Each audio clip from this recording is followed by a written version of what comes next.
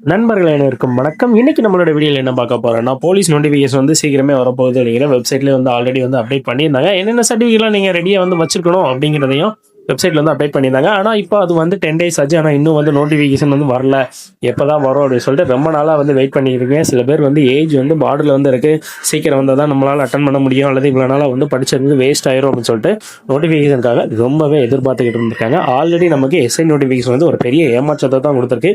ஏன்னா நோட்டிஃபிகேஷன்லாம் விட்டுட்டு அப்ளிகேஷன்லாம் பண்ணோம். ஆனால் இப்போ மறுபடியும் கேஸ் நடக்கிறதால எக்ஸாம் வந்து தள்ளி வச்சுட்டாங்க. எப்போ எக்ஸாம் வரும் அப்படின்னு சொல்லி தெரியல. அதே மாதிரி போலீஸ் எக்ஸாமுக்கும் வந்து வெப்சைட்ல வந்து வந்துச்சு. இன்னும் வந்து அடுத்து எந்த ஒரு தகவலும் வரல. எப்போ தான் வந்து நோட்டிஃபிகேஷன் வரும் அப்படின்னு சொல்லி காத்துக்கிட்டு இருக்கவங்களுக்காக ஒரு சூப்பரான ஒரு குட் நியூஸ் தான் இன்னைக்கு வந்து நம்ம வந்து கொண்டு வந்திருக்கிறோம்.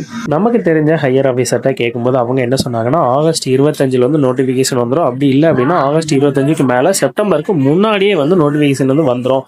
செப்டம்பரில் வந்து நமக்கு அப்ளை பண்ணுற மாதிரி இருக்கும். எக்ஸாமும் வந்து சீக்கிரமே வந்து வச்சிருவாங்க அப்படின்னு சொல்லி சொன்னாங்க. எதனால அப்படின்னு சொல்லி பார்த்தீங்கன்னா, நெக்ஸ்ட் இயர் வந்து எலெக்ஷன் வருது. அதே எலெக்ஷன் வந்து மே மாதம் வருதுன்னா 2-3 மாதம் முன்னாடி எலெக்ஷன் டேட் வந்து அனௌன்ஸ் பண்ணிடுவாங்க. எலெக்ஷன் டேட் அனௌன்ஸ் பண்ணிட்டாங்கன்னா அதுக்கப்புறம் எந்த ப்ராசஸ் வந்து நடக்காது.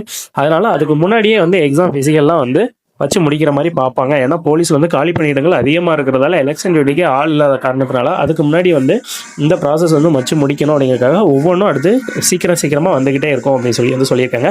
அதனால படிச்சுக்கிட்டு இருக்கவங்க இன்னும் வந்து நோட்டிஃபிகேஷன் வந்து வரலையே அப்படின்னு சொல்லி ஃபீல் பண்ணாமல் கான்ஃபிடென்ட்டாக படிங்க. ஏன்னா எக்ஸாமில் எவ்வளோக்கு மார்க் அதிகமாக ஸ்கோர் பண்ணுறீங்களோ அவ்வளோக்கு நீங்கள் வந்து ஜாப்ல செலக்ட் ஆகிறதுக்கான பாசிபிலிட்டிஸ் வந்து அதிகம். ஏன்னா இப்போ வந்து போட்டிங்கிறது நாளுக்கு நாள் ரொம்பவே அதிகமாகிட்டே தான் போகுது. ஏன்னா தமிழ்நாடு ஃபுல்லாக இப்போ அகாடமி வந்து அதிகமாக இருக்குது.